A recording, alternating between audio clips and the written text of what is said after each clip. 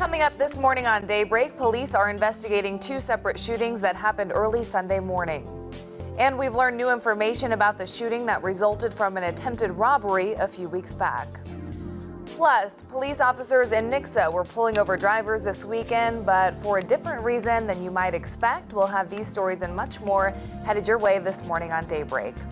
Well, good morning and thanks for waking up with us. It is Monday, December 24th. Merry Christmas Eve. I'm Lauren Varnes. Joe has the day off today, but meteorologist Elisa Ratha is here with me to celebrate a Christmas Eve and looking festive. I like the sparkles. Oh, thanks. Yeah, just sparkling it up a little bit. Good morning and Merry Christmas Eve. Yes. How are you doing? How was your weekend? Good. Good. Did lots of packing. Headed out of town after the show today, but yeah, it was You're good. going out east? Yeah. Too. Okay. And how's that weather looking for anyone else who might be traveling? Quiet here regionally today. We actually have a couple of clouds here on the camera in Springfield. Temperatures this morning are in the upper 20s. It's 28 degrees in Springfield with a few clouds out there and a south and southeast wind. Mostly clear out there this morning. You'll have dry roads if you do have to head to work or you're getting some errands done. 28 degrees in Springfield right now, 32 in Branson and 30 in Rolla this morning. Winds are out of the south. That south wind will help us stay mild again today. Right now that wind is about 5 to 10 miles per hour. Wind chills this morning are in the teens and 20s. It feels like 20 in Springfield. Temperatures today will be on the mild side again, up to 51 degrees by this afternoon. We're looking at Christmas Eve being pretty quiet. We'll have mostly sunny skies this morning, an increase in clouds by this afternoon, mostly cloudy and 50 degrees by this evening. We're tracking this storm system that will bring us some post-holiday travel headaches. Details on that in 10 minutes. All right, Elisa, we'll check back in with you then. We need to begin with a developing story right now as police are currently investigating a shooting death that occurred early yesterday morning near Peachtree and Grand Streets. Officers arrived on scene right around 3 a.m. Sunday morning to find a man, 47-year-old Eugene Johnson, dead with an apparent gunshot wound inside of a house.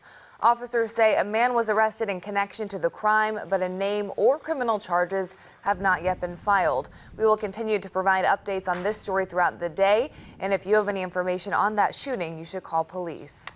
We're also following a separate shooting that happened Sunday morning. This one at a home in the 1000 block of West College Street, close to New Street, where police say 7 people were shot. One of them is in critical condition. When police arrived on scene, they initially found only 2 victims and began life-saving procedures. Those 2 were rushed to the hospital. Police say several more gunshot victims later arrived at a local hospital for treatment. In total, 4 women and 3 men were shot in this incident, with 1 woman requiring surgery. She is now in critical condition. Currently, police have no suspect, but an investigation is ongoing. Police did say, however, they do not believe this shooting is related to the deadly shooting on Peachtree that same morning.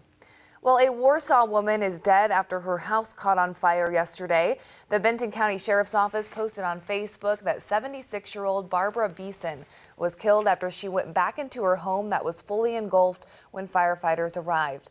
The residence was located on Beeson Boulevard, east of Warsaw, near Brickley Hollow at Lake of the Ozarks. Deputies do not believe foul play was involved in Beeson's death, but an investigation is still underway this morning. We need to bring you a follow-up. We've learned some new information in a burglary and shooting that happened at the Essex Place Apartments on Battlefield a few weeks ago. The Springfield News Leader, our partner, is reporting 19-year-old Malik Sutton has been charged with second-degree robbery and booked into the Greene County Jail. On December 13th, police say he was a part of a group that attacked a man in an apartment, stealing $300 and demanding drugs. However, we've learned when the 3 burglars fled the apartment, the victim of the robbery then fired shots off his balcony, striking 1 person. The shooter then held the man at gunpoint until officers could arrive. We spoke to criminal defense attorney Scott Pearson, who works at the law office of D. Wampler in Springfield. We asked Pearson if this new information could lead to assault charges against the victim as the thieves were running away from the scene. Pearson says Missouri has the Castle Doctrine that says a homeowner can use lethal force to protect their house from a robbery. Plus, Missouri also has Broad Stand Your Ground law that was expanded in 2016. That also says lethal force can be used if someone feels the risk of bodily harm. However, Pearson says the facts of the shooting will ultimately determine if charges are filed or not. Sutton is being held on a $25,000 bond. The person who was shot has not yet been charged. In some medical coverage now, a blood pressure medication is being recalled because it may contain a cancer-causing chemical. Torrent Pharmaceuticals is voluntarily recalling 2 lots of losartan potassium tablets. The pills could contain trace amounts of NDEA, which occurs naturally in certain foods, drinking water, and air pollution, and has been classified as a probable human carcinogen. If you're on losartan, the FDA says do not stop taking your meds, though. Instead, you should talk to your doctor or a pharmacist right away. We want to bring you some good news now this morning. Drivers in Nixa received some presents instead of tickets. That's always good.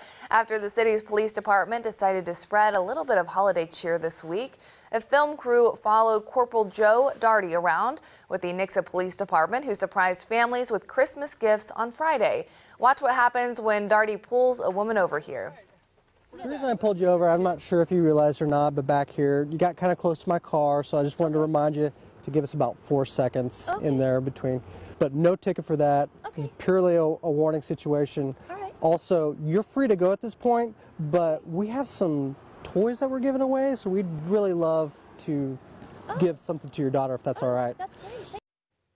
You're free to go, but we'd like for you to stay. That's what he was saying. Several bags of toys and Starbucks gift cards were given out. Donations were also made possible by Arvest Bank of Nixa. Great to see you there this morning. Still ahead for you on Daybreak, what to expect on Wall Street this Christmas Eve, some early closings. Plus, Tesla has big plans for New Year's Eve when the clock strikes midnight. That's all up next in your Money Watch report. From Color 10 Ozarks First, Lauren Barnes, Joe Morano, and weather with meteorologist Elisa Raffa. This is Color 10 News Daybreak.